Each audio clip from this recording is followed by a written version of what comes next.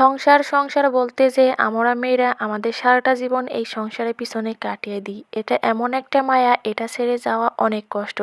আজকে সারাদিন নিজের সংসারে সুখে দুঃখে আনন্দে কিভাবে কাজ করলাম আর কি করলাম সেই নিয়ে ছোট্ট ভিডিও। হ্যালো এভরিওয়ান, কেমন আছেন সবাই? আই হোপ সবাই ভালো আছেন। আলহামদুলিল্লাহ, আমরাও ভালো আছি। আমাদের মেয়েদের একটাই জীবনের মূল লক্ষ্য, সেটা হচ্ছে সংসার। আর এই সংসার সংসার বলতে যে আমরা কিন্তু আমাদের সারাটা জীবন এই সংসারের পিছনেই কাটিয়ে দিই। আমাদের মেয়েদের নিজের বলতে কিছুই নেই, শুধুমাত্র একটা সংসার আছে, সাজানো গোছানো পরিবার আছে, এটাই কিন্তু আমাদের কাছে অনেক কিছু।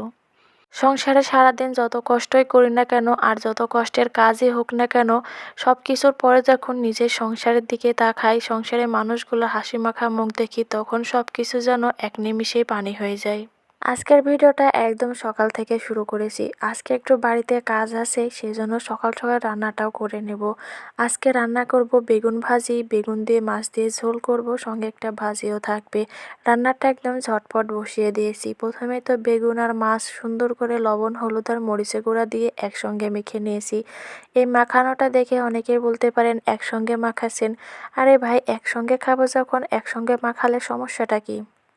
বেগুনগুলা তো ভাজা হয়ে গেছে, সুন্দর করে ডাউলের বড়িগুলাও ভেজে নিয়েছি, মশলাটা কষানো হচ্ছে। অন্যদিকে কিন্তু ভালোভাবে আরেকটা তরকারি কেটে কুটে নেব। মাটির চুলায় রান্না করার সময় একটা সমস্যা সবচাইতে বেশি হয় যে ভিডিও করার সময় এত পরিমাণে ধোঁয়া ওঠে, এই ধোঁয়ার কারণে কিন্তু ভিডিওগুলো একদম ক্লিয়ারভাবে করা যায় না। মাঝের মধ্যে তো আমার কাছে ভিডিও করতে যে একটা ঝামেলার মধ্যে পড়তে হয়।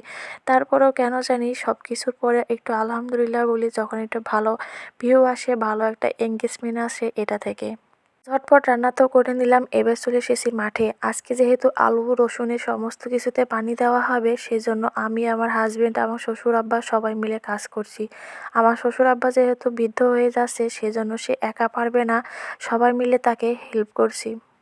আর নিজেদের সংসারে কাজকর্ম নিজেরা যখন সবাই মিলে একসাথে করব, এতে কোনো সমস্যা নেই।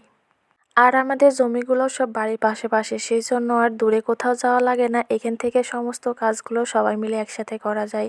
সন্ধ্যার পরে বাড়িতে এসে একটু সবার জন্য হালকা পাতলা নাস্তা বানাচ্ছিলাম। এখানে একটু চাউলগুলা ভাজি করব, একটু লবণ মেখে নিয়ে ভালোভাবে একটু গ্যাসের চুলায় চাউলগুলা ভেজে নিয়েছি। অনেক দিন পরে এরকম চাউল ভাজি করছি। ছোটোবেলায় মায়ের হাতে অনেক মজা করে খেতাম, এখন সেগুলো সব কিছু যেন মনে পড়ে যায়। ছোটবেলায় কে কে এরকম মায়ের হাতে চাউল ভাজি খেয়েছেন সবাই কিন্তু কমেন্টে বলে যাবেন। সব কিছু মিলিয়ে ভিডিও এ পর্যন্তই। ভালো থাকবেন। আল্লাহ হাফেজ।